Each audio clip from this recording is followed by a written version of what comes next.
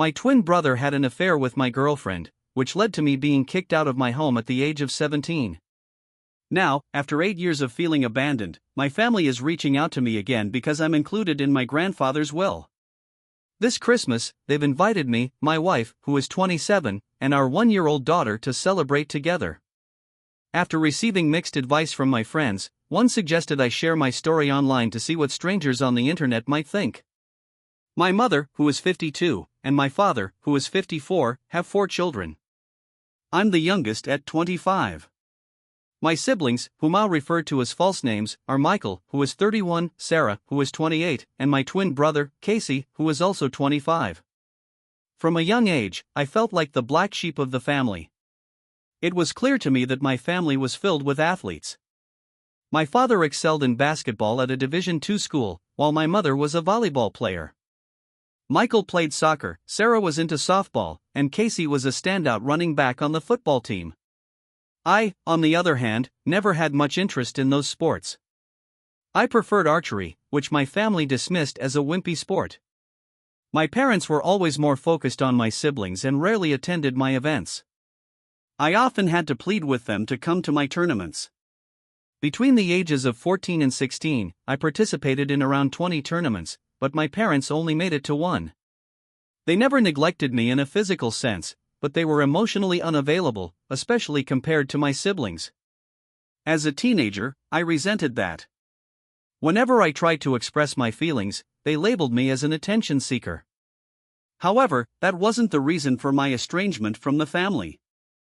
At 15, I started dating Amy, who is now 25 and was in the same grade as me. After about 6 or 7 months of dating, I introduced her to my family, and they all liked her.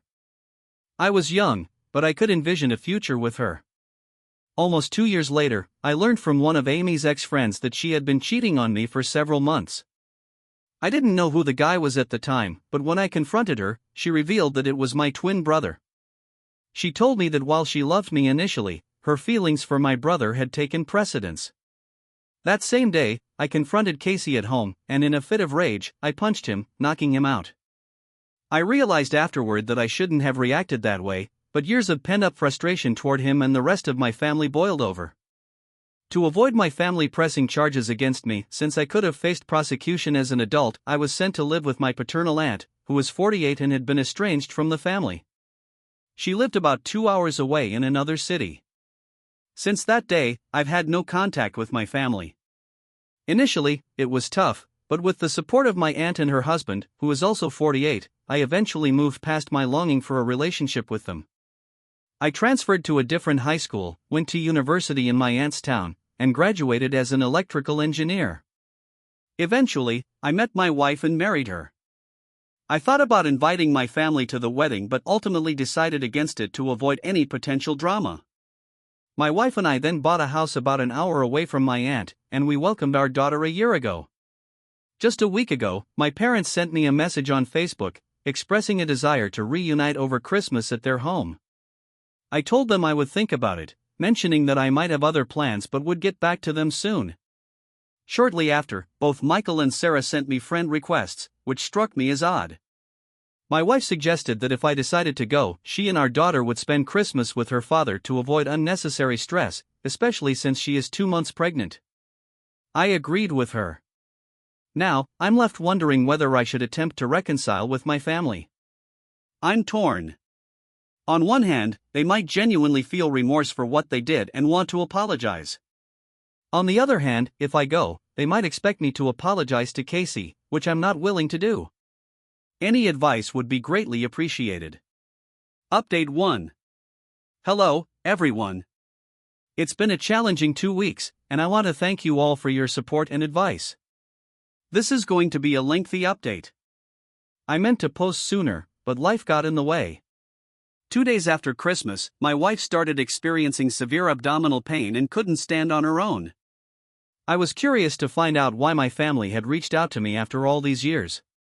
Michael, my older brother, is a corporate lawyer working for a major firm in my hometown. As I browsed through his Facebook page, I noticed he has 2 daughters and married his wife in 2016. My sister, Sarah, seems to have married a doctor. 8 years ago, she was studying to become a nurse, and now they have a son together. I have a friend who still lives in my hometown, and her parents are friendly with mine. When I asked her about Sarah, she informed me that Sarah had divorced her first husband, whom she had been with for 8 years, after he was involved in a mail fraud case. As for Casey, he married Amy right after high school, and they now have 2 children. I couldn't find much about what he or his wife do for a living on Facebook, but the fact that they bought a large house last year during the pandemic suggests they're not struggling financially. It seems my father is going through a midlife crisis, while my mother is heavily involved in the wellness community. I started to think about the possible reasons for their sudden interest in contacting me. One possibility could be money. However, considering that 8 years ago, my parents' combined income was higher than mine and my wife's, and since my siblings are also doing well, I doubted that money was the motivation. Another possibility could be organ donation. A Redditor suggested that since Casey is my twin, I would be the most suitable donor. However, I found that unlikely, especially since he had posted a skiing photo on Facebook just a week before Christmas. A third reason could be related to my daughter. Perhaps they wanted to establish a relationship with her. But I was uncertain about that, as my daughter isn't their first granddaughter, so I couldn't understand why they would want to meet her. They likely found out about her because my wife's Facebook account was public, but she has since made it private. I immediately reached out to my aunt, the one who took me in, to inform her about the situation. She explained the context behind their outreach. To understand this, you need to know why my aunt was estranged from the family. My paternal grandparents, who are 79 and 76, had 4 children. My father is the second oldest, while my aunt is the third. After graduating, my aunt came out to her parents as bisexual and began dating her partner. My grandparents rejected her and cut off contact.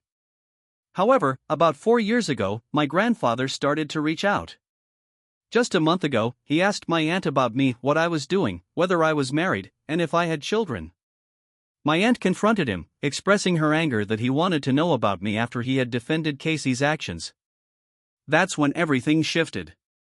My grandfather told my aunt that because I had supposedly cheated on Amy with one of her close friends, I deserved to be alienated. He is a devoutly religious man who has a strong disdain for infidelity. My family had told him that when the friend I supposedly cheated with confessed to Amy, she turned to Casey and Sarah for support. When I learned this, I was furious. I had confronted Casey and Sarah, but I never physically attacked Sarah. I couldn't believe my family would go so far as to fabricate such a horrible lie about me and spread it around. My aunt later informed my grandfather of the truth, and he was shocked, as he had always thought of Casey as a good kid. After hearing the truth, my grandfather asked my aunt for my phone number, but she refused to give it to him. I finally understood why my parents and siblings wanted to contact me.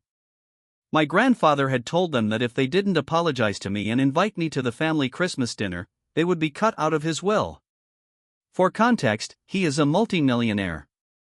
So, their motivation for reaching out wasn't genuine remorse for how they had treated me in the past, it was purely financial.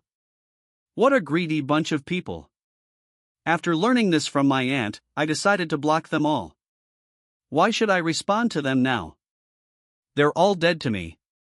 I have a wife to support after everything she's been through, and I have a family who respects me, including my in-laws. But that wasn't the end of it. 3 days after New Year's Eve, I received a call from an unknown number on my work phone.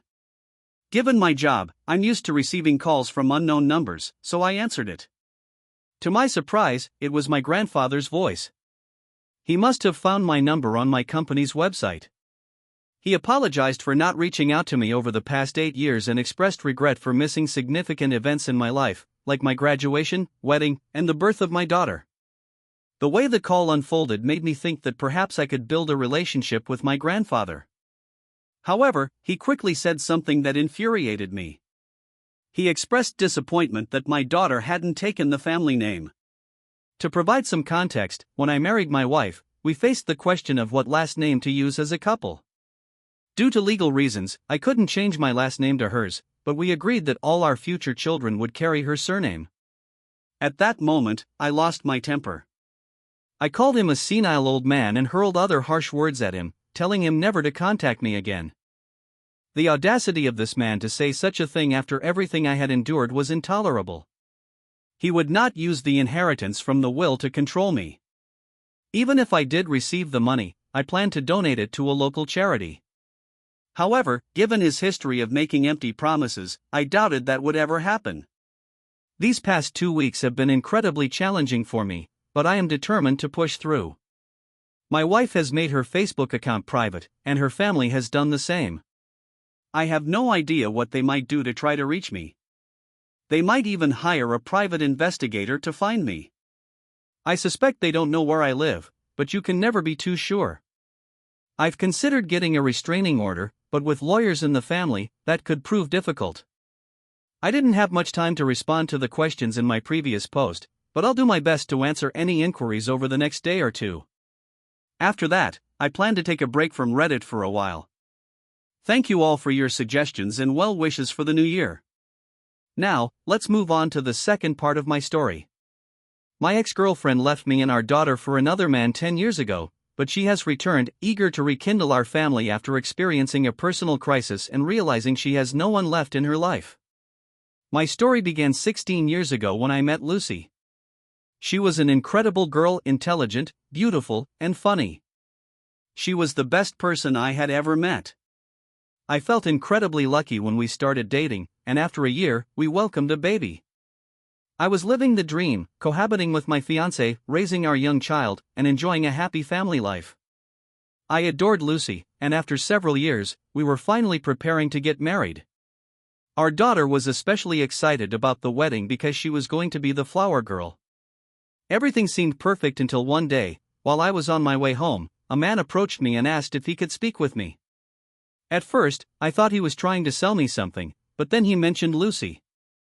He politely asked if we could talk in private. He then requested that I pause all wedding plans and step aside because he and Lucy wanted to be together. I didn't believe him at first, but as he began to share details about her that only someone close to her would know, I felt my heart sink. I rushed home, hoping it was all a mistake. I confronted Lucy, and for the next hour, she revealed everything. She had been cheating on me for the past 2 years. She told me that every time she said she loved me, wanted us to be together, or cherished our family, she was lying. She described her new boyfriend as younger, stronger, more attractive, and a better lover. She expressed that she didn't want to be tied to me anymore. She felt she had lost her freedom as a mother and didn't want to be married. The final blow came when she said she was relieved I finally knew the truth and that she could now leave. I was devastated. I cried, begged, and humiliated myself, even getting down on my knees, pleading for another chance to fix our relationship. But she was resolute. She craved the thrill and excitement that her new partner offered. The next day, she left us. I felt shattered, humiliated, and utterly defeated. But my daughter needed me. She was heartbroken, believing her mother's departure was her fault. She had heard Lucy say she no longer wanted to be a mother. My daughter needed me to be strong for her. Thankfully, we had support from both my family and Lucy's family, who were incredibly supportive during this difficult time. Her parents were so ashamed of their daughter's actions that they couldn't approach me without apologizing for everything she had done. I will never be able to repay everyone for their kindness and assistance. Fast forward 10 years, and after much time spent in therapy, my daughter and I are happy. She is the light of my life, a beautiful 15-year-old girl whom I adore. Our wounds have healed, and we enjoy a genuinely pleasant life together. But then, out of the blue, Lucy returned. She explained that she had lived with that man for several years, expressing how much she appreciated that time, how much fun she had, and how she thought those were the best years of her life. However, she eventually realized that the excitement of her new relationship was fading. In her quest for thrill, she began cheating on him as well, seeking to feel alive and invigorated. Eventually, that relationship ended, and she started dating other men, but each new relationship lasted shorter than the last, until she was left with only casual hookups. Lucy mentioned that she sometimes thought about us and our family.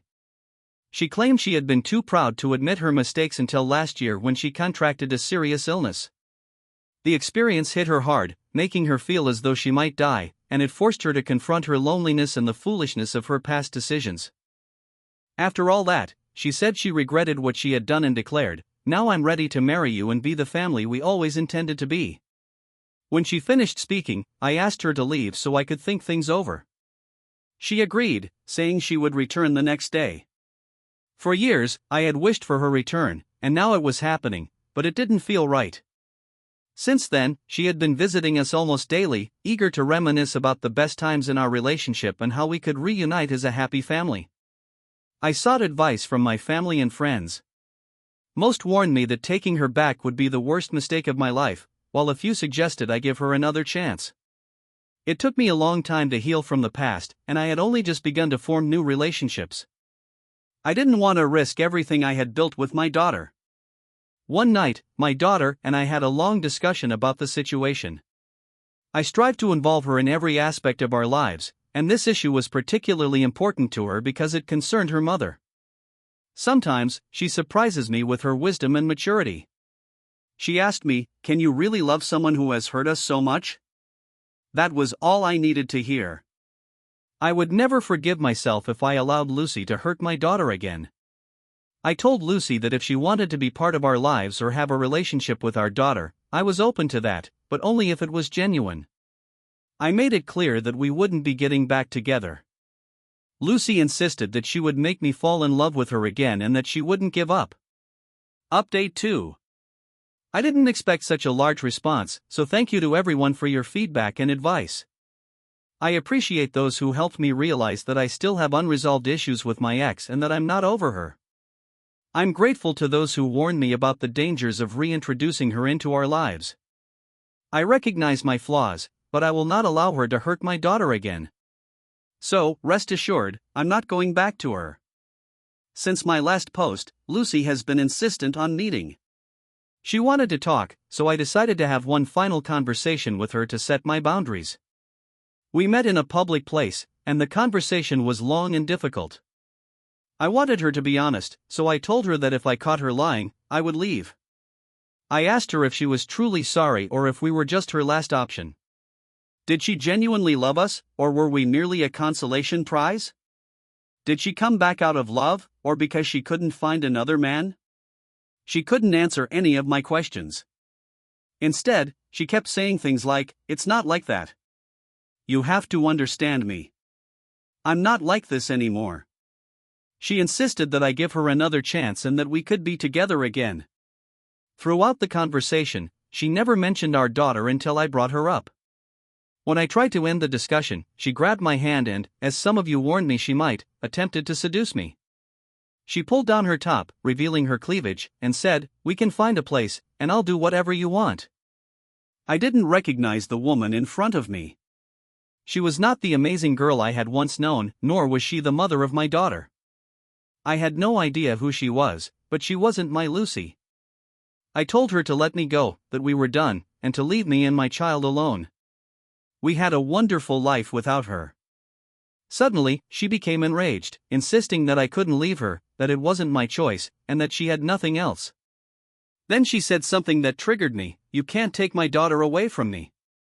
I responded with words that I can't recall exactly, but they were close to this: "Your daughter? You aren't her mother.